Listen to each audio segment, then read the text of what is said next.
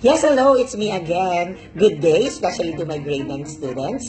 So I am here to discuss the remaining trigonometric ratios, which are the cosecant, the secant, and tangent. So let's get it on. In order to memorize it easily, we will just be using the mnemonics cho, sha, cow. Cho stands for cosecant, sha stands for secant, and cow stands for cotangent. Cosecant theta is equal to hypotenuse over opposite.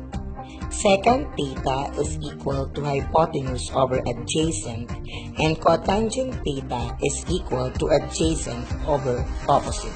Example number 1. Since the third side is missing, we are going to solve for the hypotenuse. We have C is equal to 6 squared plus 8 squared is equal to the square root of 36 plus 64. 36 plus 64 is equal to 100, and the square root of 100 is equal to 10. Therefore, the hypotenuse is equal to 10. Considering this given, we have here cosecant theta, which is cho. So we have the hypotenuse, which is equal to 10, and the opposite, which is equal to 6. Since 10 over 6 is divisible by 2 over 2, we have here the cosecant theta, which is equal to 5 over 3. The second one is the secant theta, which is sha, hypotenuse over adjacent.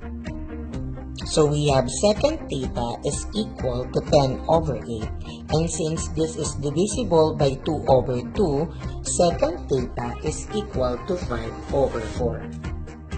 And the last one is the cotangent theta, which is cow, adjacent over the opposite side. So we have the cotangent theta, which is equal to 8 over 6.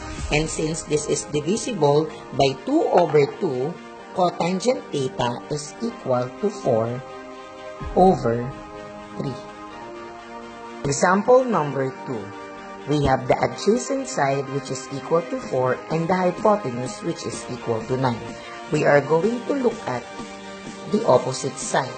So we have b is equal to 9 squared minus 4 squared. 9 squared is equal to 81, and 4 squared is equal to 16. 81 minus 16 is equal to 65. And since 65 is not a perfect square number, square root of 65 is the length of the opposite side. Considering this example, cosecant theta is equal to cho, hypotenuse over the opposite side. So we have cosecant theta, which is equal to 9 over square root of 65. Since the denominator still has the square root symbol, we are going to rationalize it. So we have 9 times the square root of 65 is equal to 9 square root of 65. Square root of 65 times square root of 65 is 65. So cosecant theta is 9 square root of 65 over 65. Secant theta is equal to hypotenuse over adjacent. So we have here secant theta, which is equal to 9 over 4.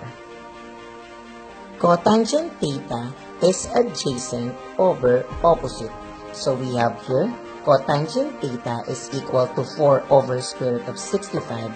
Again, we need to rationalize it by multiplying it by square root of 65 over square root of 65. Therefore, cotangent theta is equal to 4 square root of 65 over 65. Okay, that's it. That ends our video tutorial about trigonometric ratios. Again, this is Mr. Mark Giuseppe Blanquisco. I hope you learned a lot from me. Until our next video tutorial about trigonometric ratios. Bye!